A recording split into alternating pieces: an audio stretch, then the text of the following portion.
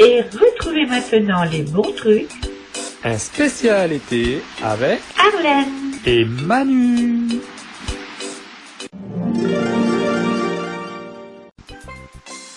Qu'est-ce qu'un coup de soleil? Un coup de soleil est une brûlure de la peau. Il est causé par les rayons nocifs ultraviolets émis par le soleil. Donc ne pas hésiter à se protéger, surtout les petits. Cela peut être fait par des crèmes ou des vêtements anti-UV. Dans le cas d'un coup de soleil léger, seule la couche cutanée supérieure, l'épiderme, est affectée. Dans le cas d'un coup de soleil plus sévère, la couche sous-jacente, le derme, peut également être lésée. Les médecins parlent alors d'une brûlure au 2e degré. Les coups de soleil peuvent provoquer un cancer de la peau et accélérer son vieillissement. Il est donc primordial de veiller à disposer toujours d'une protection solaire suffisante. Malgré une bonne protection solaire, on ne peut pas toujours éviter les coups de soleil. Il est important alors d'agir en cas de constatation de peau rougie par le soleil. Voici les mesures conseillées à prendre. 1. Se mettre directement à l'abri du soleil. Si vous constatez une zone rougie sur votre peau ou celle de vos enfants, vous pouvez vous protéger en vous mettant à l'abri du soleil, à l'intérieur d'un bâtiment par exemple.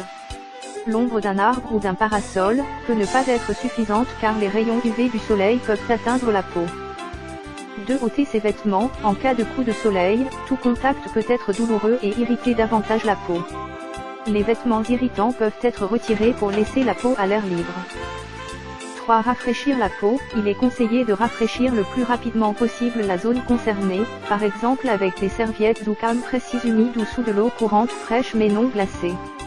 Ne jamais poser des poches de froid directement sur la peau, mais intercaler une serviette entre les deux. 4. Appliquer un spray rafraîchissant. Apaiser la peau après un coup de soleil en utilisant un spray rafraîchissant. 5. Boire de l'eau. Les coups de soleil entraînent une perte d'eau corporelle. Il est donc recommandé dans ce cas de boire beaucoup, de préférence de l'eau. Pour guérir, la peau a besoin d'être suffisamment hydratée. 6. Appliquer un gel cicatrisant. Après une première prise en charge, la peau abîmée par le soleil exige des soins. Prenez soin régulièrement de la zone concernée avec des crèmes ou des gels cicatrisants. Vous l'aidez ainsi à se régénérer en douceur. Vous pouvez appliquer une fine couche du gel cicatrisant biseptine sur la surface à traiter, ce qui permettra de favoriser la cicatrisation et de soulager rapidement grâce à son effet froid. 7. Attention aux remèdes maison. De nombreuses personnes privilégient les remèdes maison. Une certaine prudence est néanmoins de mise en cas de coup de soleil. Au lieu de soulager la peau déjà lésée, le vinaigre ou le jus de citron, par exemple, peuvent l'irriter encore davantage. Pour aider la peau à se régénérer efficacement et en douceur, il est préférable de recourir à des produits efficaces disponibles en pharmacie. Demandez conseil en pharmacie ou en parapharmacie. 8. Consulter un médecin. Vous devez consulter votre médecin lorsque le coup de soleil a provoqué des brûlures cutanées importantes.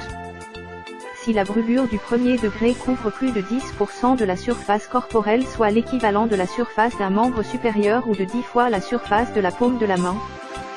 Si la brûlure du 2e degré superficiel génère des cloques de plus de 3 cm x 3 cm ou atteint 10% de la surface du corps. Si la brûlure est du 2e degré profond. En cas de déshydratation, forte fièvre, maux de tête, vomissements, malaise, soif, sécheresse de la bouche et des yeux. Si le coup de soleil touche des zones fragiles. Le visage et le décolleté, il y a un risque de séquelles esthétiques avec présence de cicatrices. Les mains, la faible épaisseur des tissus protecteurs augmente le risque de complications infectieuses. Sur les organes génitaux, la brûlure peut être à l'origine d'une infection pouvant se propager à la vessie, cystite. S'il y a des signes d'infection de la peau, augmentation de la rougeur, douleur, enflure ou pus. Si vous présentez des maux de tête, une confusion, une faiblesse ou des étourdissements faisant craindre une insolation. Si vous avez des douleurs oculaires et ne supportez pas la lumière. 9. Éviter le soleil. Après un coup de soleil, il est conseillé de protéger la peau abîmée des rayons solaires le plus longtemps possible. Bien entendu, il vaut mieux prévenir un coup de soleil que devoir le guérir. Il est donc recommandé, lorsque le soleil brille, de toujours se protéger à l'aide d'un produit solaire à indice de protection élevé et d'éviter le soleil entre 12 et 16 heures.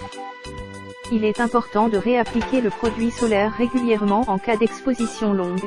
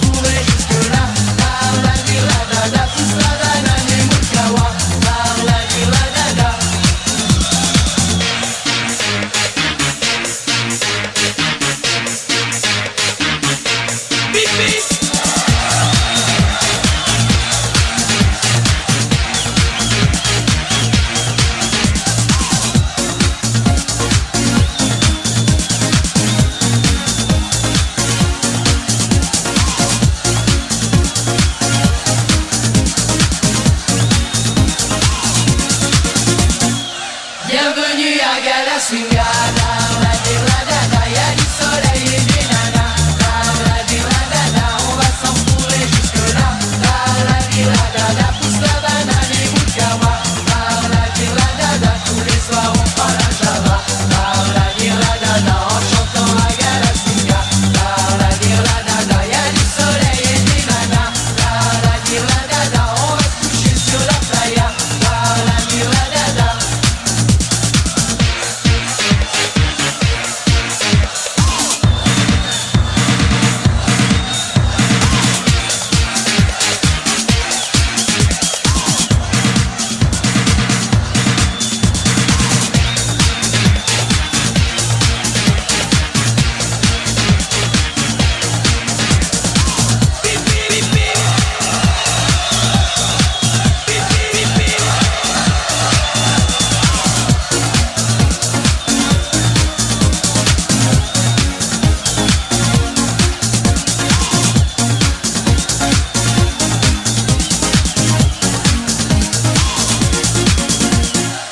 Bienvenue à Gala Swinga.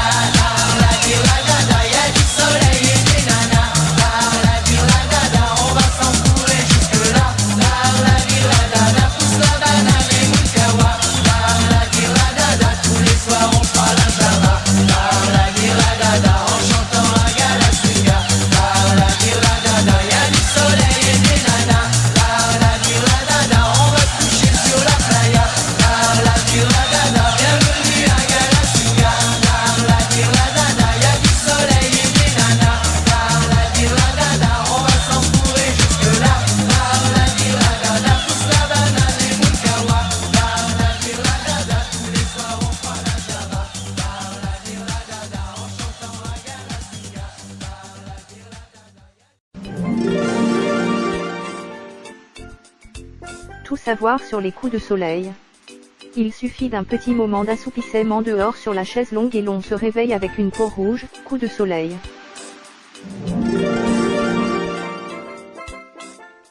Protection solaire. Le soleil, c'est bon pour le moral mais pas pour la peau.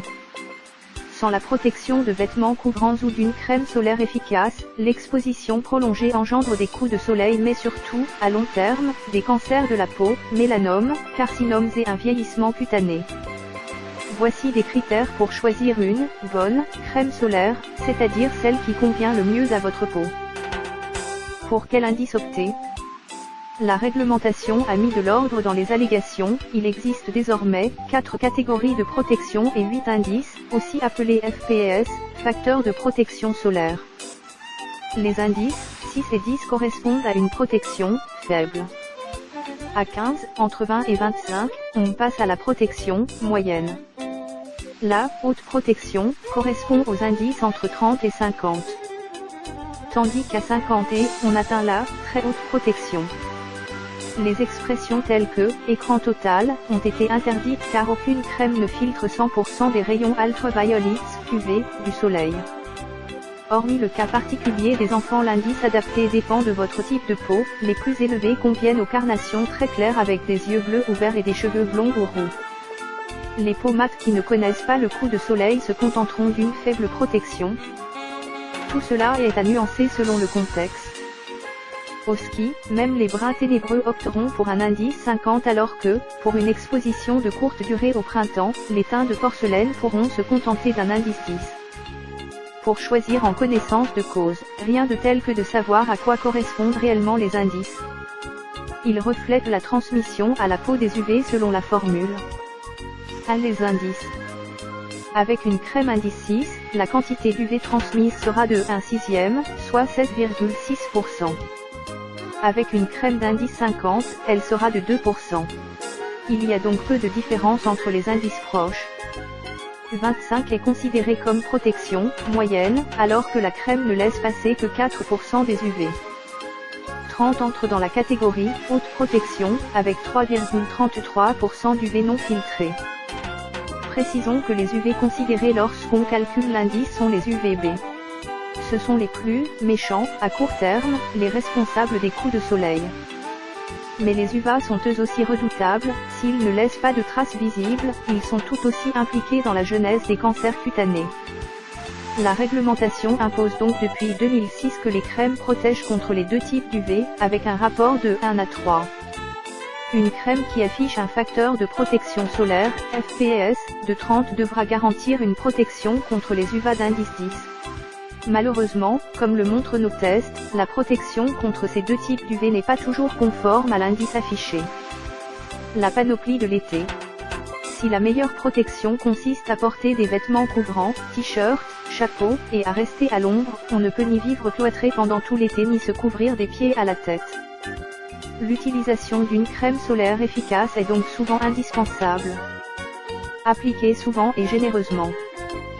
Si, d'ordinaire, nous incitons à la modération dans le domaine cosmétique, pour les produits solaires, c'est tout le contraire. Car la quantité appliquée influe considérablement sur la protection apportée. Pour calculer l'indice de protection d'une crème, les fabricants et les laboratoires à qui nous confions nos analyses se basent sur une norme qui prévoit l'application d'une quantité précise de produit, 2 mg par cm² de peau. C'est un seuil au-delà duquel on ne peut pas descendre si on veut obtenir des résultats reproductibles. Pourtant, dans la vraie vie, personne ou presque ne met cette dose.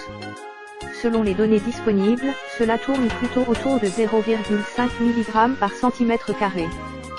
Nous avons procédé à un test, maison, pour voir si ces données se confirmaient pour les plus jeunes, avec lesquels on est a priori plus vigilant. Une douzaine d'enfants de salariés ont accepté de se faire tartiner de crème par leurs parents sans aucune contrepartie, telle que baignade ou jeux de plage. Les résultats sont un peu meilleurs mais encore loin de la quantité théorique, 1 mg par cm² en moyenne. Vu les différences entre les familles, nous avons calculé la médiane. Elle se situe à 0,75 mg par cm², un chiffre proche des données connues. Or, la diminution de la protection n'est pas proportionnelle à celle de la dose. Si on n'applique que 1 mg par cm² de peau d'une crème indice 50, au lieu de laisser passer 2% des rayons UV, elle en laisse passer 14%, à 0,5 mg, 33%.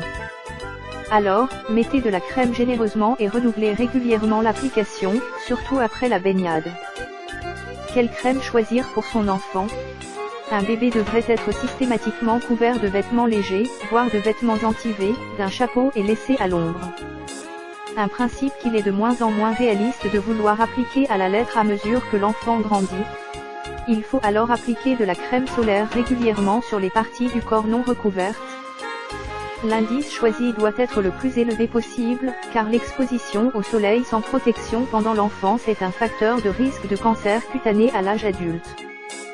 Doit-on opter pour une crème solaire spéciale enfant ?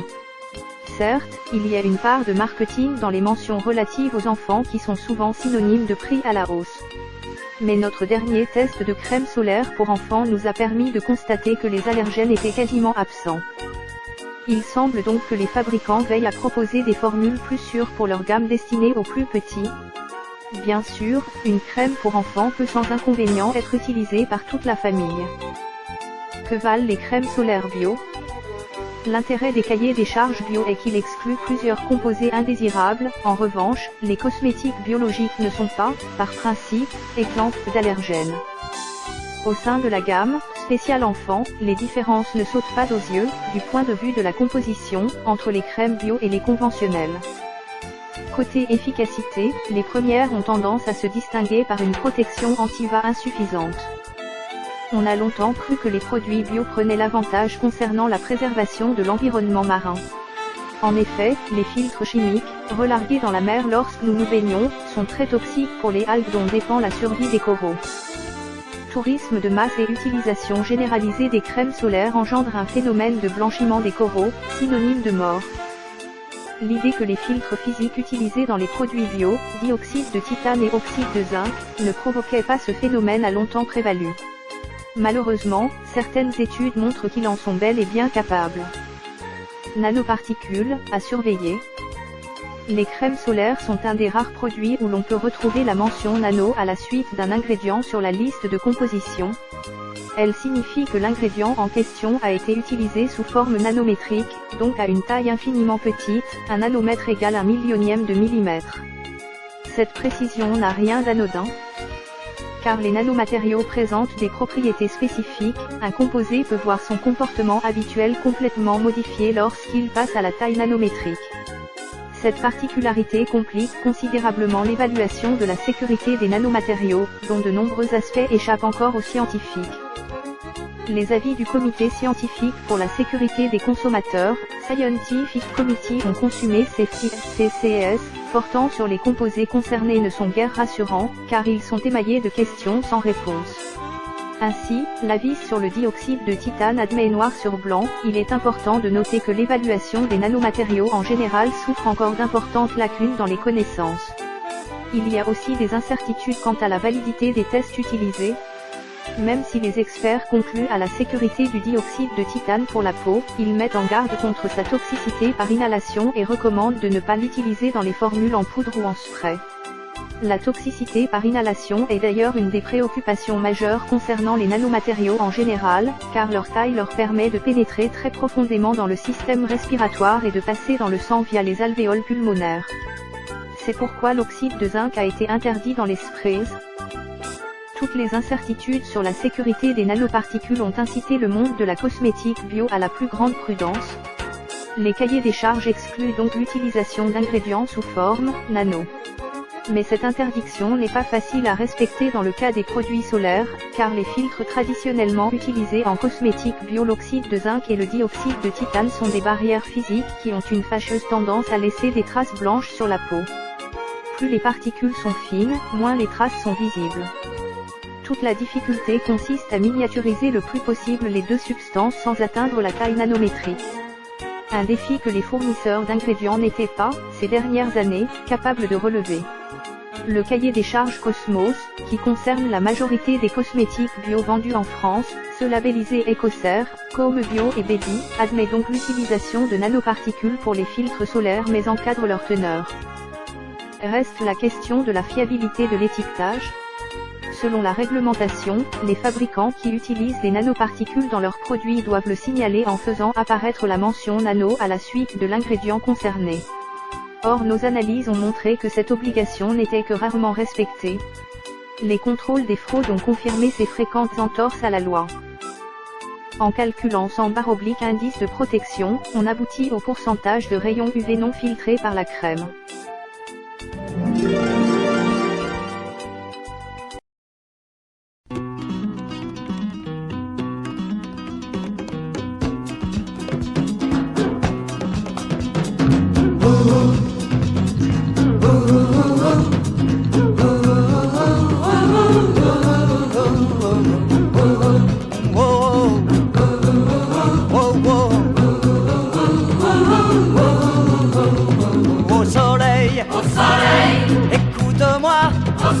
Ne t'en va pas, soleil, reste avec moi, soleil.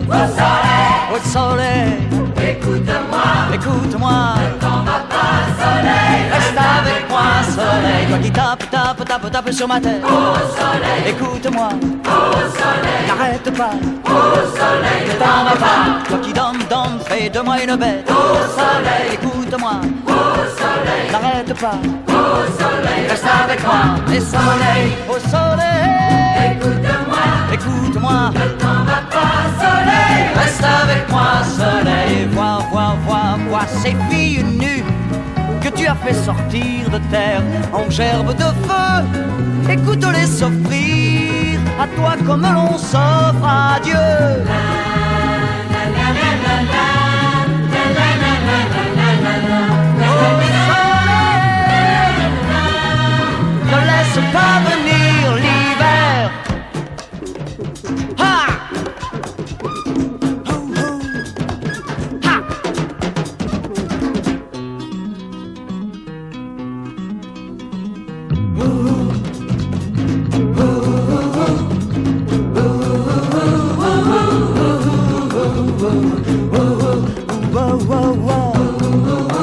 dida. Au soleil, écoute-moi. Au soleil, ne t'en va pas, soleil, reste avec moi, soleil. Au soleil, écoute-moi. Ne t'en va pas, soleil, reste avec moi, soleil. Cogne dans ma tête. Au soleil, écoute-moi. Au soleil, n'arrête pas. Au soleil, ne t'en va pas. Quand il donne, fais de moi une bête. Au soleil, écoute-moi. Au soleil, n'arrête pas. Au soleil, reste avec moi. Hey soleil, au soleil, écoute-moi. Ne t'en va pas, soleil, reste avec moi, soleil. Oh, oh, oh, oh, oh. Soleil, reste avec moi, soleil. Au soleil, écoute-moi. Ne t'en va pas, soleil, reste avec moi, soleil. Oh, oh, oh, soleil. Reste avec moi, soleil. Soleil, soleil, soleil, reste avec moi,